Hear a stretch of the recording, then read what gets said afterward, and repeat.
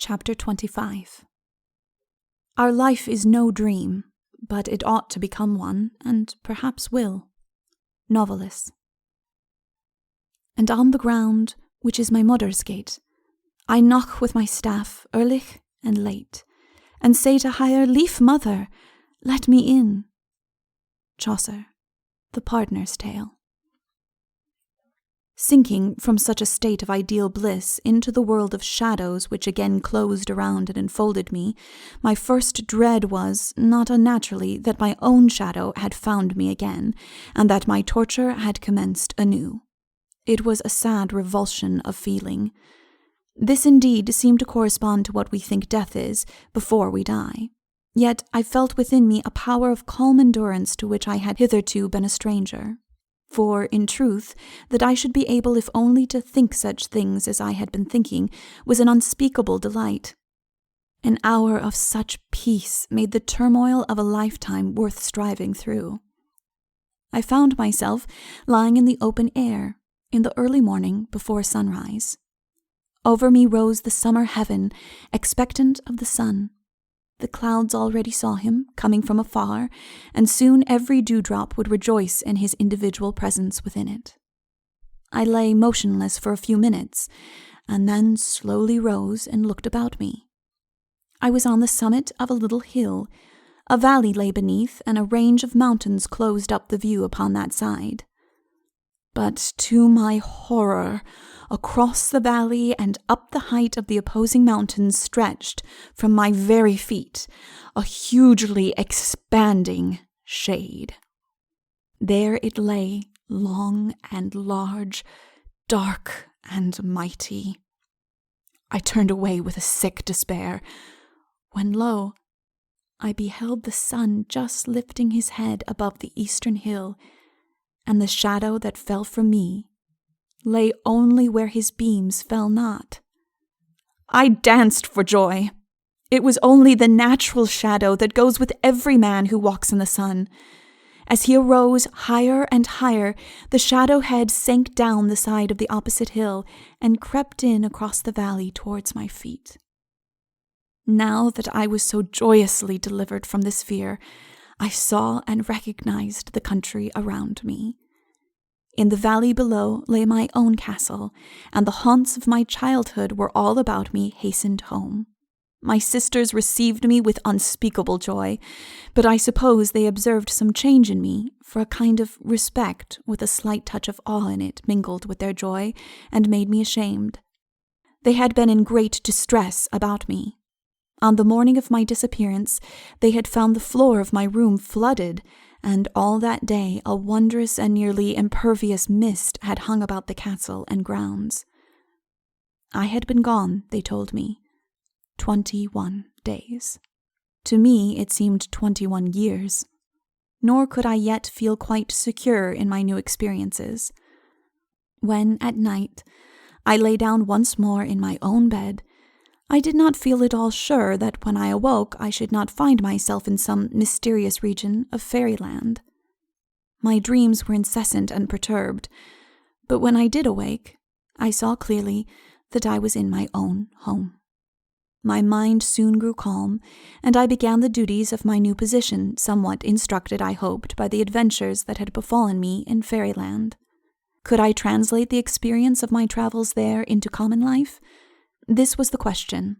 Or must I live it all over again and learn it all over again in the other forms that belong to the world of men, whose experience yet runs parallel to that of fairyland? These questions I cannot answer yet, but I fear. Even yet, I find myself looking round sometimes with anxiety to see whether my shadow falls right away from the sun or no. I have never yet discovered any inclination to either side, and if I am not unfrequently sad, I yet cast no more of a shade on the earth than most men who have lived in it as long as I.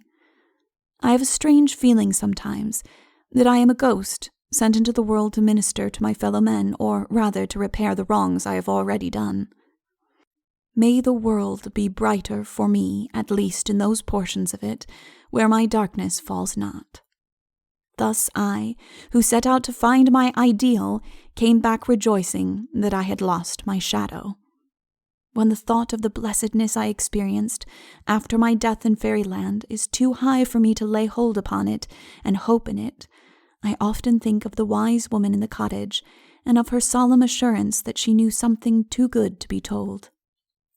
When I am oppressed by any sorrow or real perplexity, I often feel as if I had only left her cottage for a time and would soon return out of the vision into it again. Sometimes, on such occasions, I find myself unconsciously almost looking about for the mystic mark of red, with the vague hope of entering her door and being comforted by her wise tenderness. I then console myself by saying, I have come through the door of dismay, and the way back from the world into which that has led me is through my tomb. Upon that the red sign lies, and I shall find it one day, and be glad. I will end my story with the relation of an incident which befell me a few days ago. I had been with my reapers, and when they ceased their work at noon, I had lain down under the shadow of a great ancient beech tree that stood on the edge of the field. As I lay with my eyes closed, I began to listen to the sound of the leaves overhead. At first they made sweet, inarticulate music alone, but by and by the sound seemed to begin to take shape and to be gradually molding itself into words, till at last I seemed able to distinguish these half dissolved in a little ocean of circumfluent tones. A great good is coming, is coming, is coming to thee, Anados. And so over and over again I fancied that the voice reminded me of the voice of the ancient woman in the cottage that was foursquare.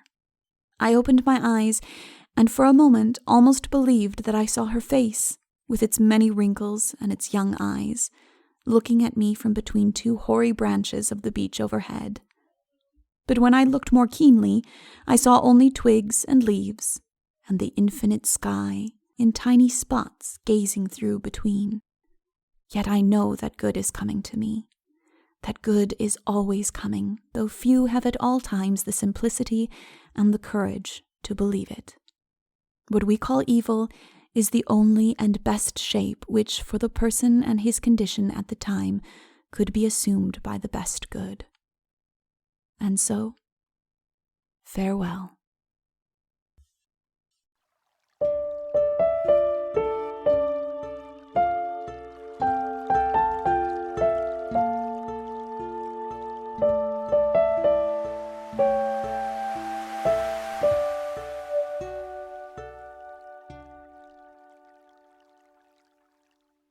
This has been a recording of George MacDonald's Phantastes, a fairy romance for men and women, read by R.L. Wolfe for Alitheia Audio. Visit Alitheia Audio for more audiobooks lovingly read.